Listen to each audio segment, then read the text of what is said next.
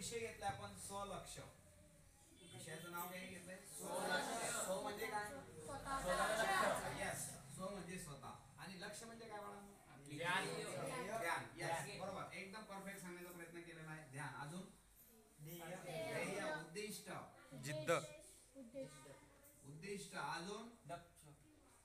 हा, लक्ष आलं ना. अजून एम, टार्गेट, गोल. भरपूर काही शब्द तुम्हाला सेम टू सेम एकच उद्देशाचे दिसतील. सर्वांचा उद्देश आहे लक्ष. आता तुमच्यापैकी इथं जे बसलेले मुलं मुली आहेत, 50 मुलं मुली पकडूया आपण, तर 50 पैकी मी तुम्हाला सांगतो इथं फक्त 10 मुली अजून आहेत, बाकीचे अजून घरी देत. तुम्ही म्हणाल काय कारण, काय पुरावा? सर पुरावा द्या. पुरावा देतो मी तुम्हाला. आता तुमच्यापैकी बरेच मुलं इथं नाही आहेत. आता मी जे सांगेन ना ते तुम्हाला करायचं आहे. लक्षात घ्या. एकदा सांगतो, दुसऱ्यांदा सांगतो, मी जे बोलीन ना ते तुम्हाला करायचंय. आणि लक्ष या विषयावरच आपल्याला बोलायचंय. तुमचं लक्ष किती आहे? हा, तिसऱ्यांदा सांगतोय, मी जे बोलीन ना ते तुम्हाला करायचंय. तयार आहेत सर्वजण? हो. आपले जे दोन बोट आहेत ना, ते सर्वांनी गालावर ठेवा. ठेवा, बोलू नका काही.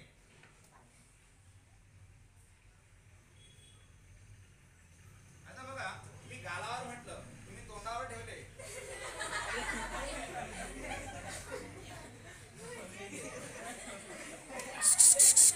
कितीदा बोललो? 3दा सांगितले सुद्धा. काय बोललो? मी जे बोललो ते करा. मी करीन ते करायला नाही सांगितलं. एकदा स्वतःसाठी टाळ्या वाजवा.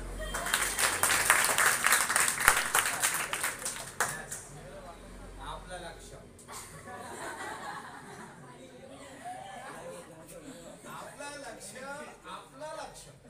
स्वलक्ष म्हणजे आपलं लक्ष आपल्याकडे नाही. या उदाहरणावरून आपलं सिद्ध होतं. फक्त एक मुलगा होता की त्याने गालावर बोट ठेवलं, बाकीचे सर्वे. आणि मग बाकी ना घालून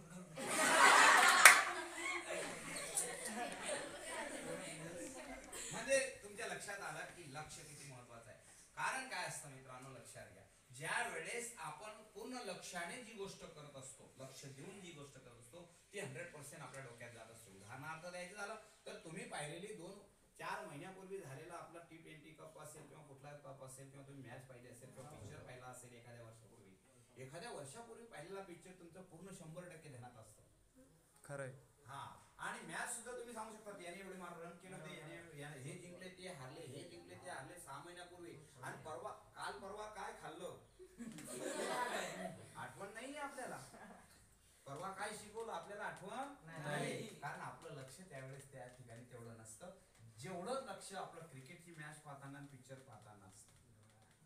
राईट. तसं तुम्ही सर्वजण लक्ष दिलं गेलं पाहिजे. मग आपलं लक्ष 100% असलं पाहिजे. तरी मी जाताना अजून ओळखीन तुमच्यापैकी किती जण इथे आहेत, किती जण घरी आहेत. फक्त एकच मुलगा इथं होता, बाकीचे सर्व घरी होते. हे रिअलिटी.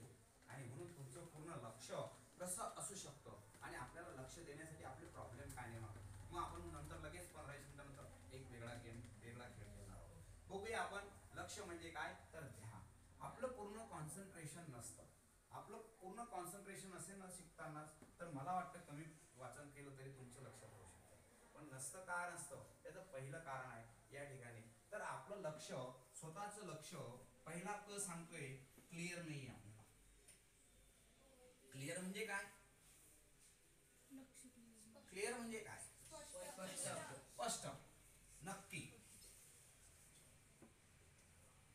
स्पष्ट, नक्की, पक्का, साफ, क्लिअर. आपलं लक्ष क्लिअर नाहीये. 10वीला किती मार्क मिळवायचे काही घेणं देणं नाही. 12वीला किती असणार काही घेणं देणं नाही. करिअर मध्ये मी काय बनणार काय माहिती नाही.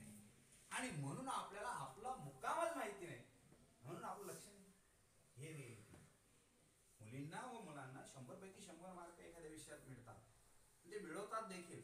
का मिळवतात ते? कारण ते ज्या वेळेस शिक्षण घेतात ना त्यावेळेस स्वतःला क्लिअर करून घेतात, नक्की करून घेतात की मला एवढं करायचं आहे.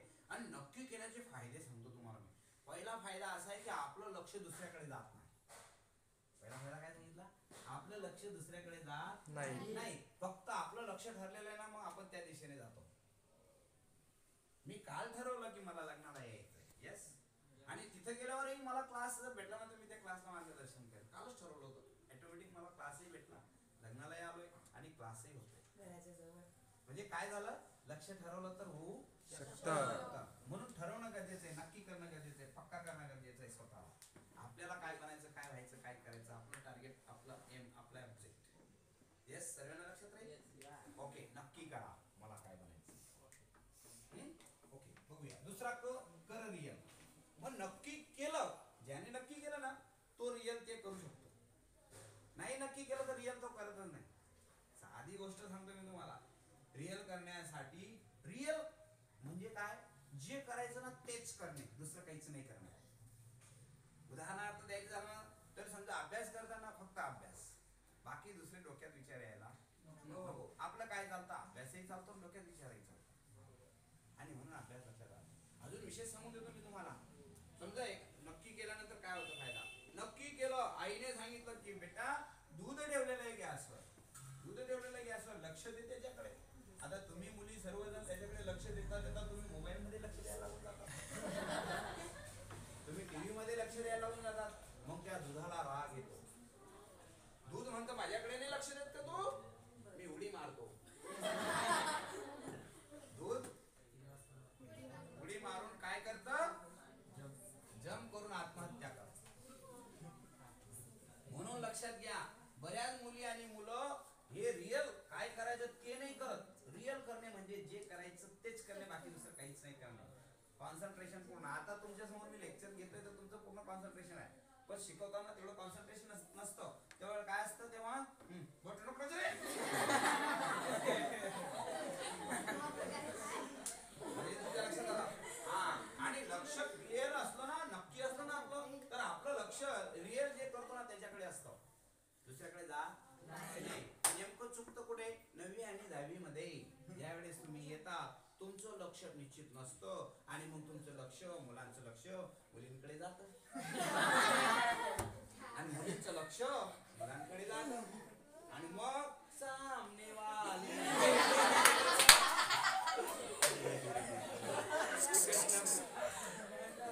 सामने वाली खिड़की में चांद का टुकड़ा रहता है, आणि भाऊ तो चांद का टुकड़ा पाहून पाहून हाऊ मात्र कायम उखळा उखळा म्हणून रियल करणे, जे करायचं तेच करा, बाकी दुसरं काही नका करू. याला म्हणतात रियल करणे. झाडू मारायचं असेल फक्त झाडू मारा, अभ्यास करायचा असेल फक्त अभ्यास करा, जेवण करायचं असेल फक्त जेवण करा, झोपायचं असेल फक्त झोपा. बरेच लोक झोपेतही स्वप्न पाहतात, याचं कारण आहे ते झोपेतही विचारच करतात.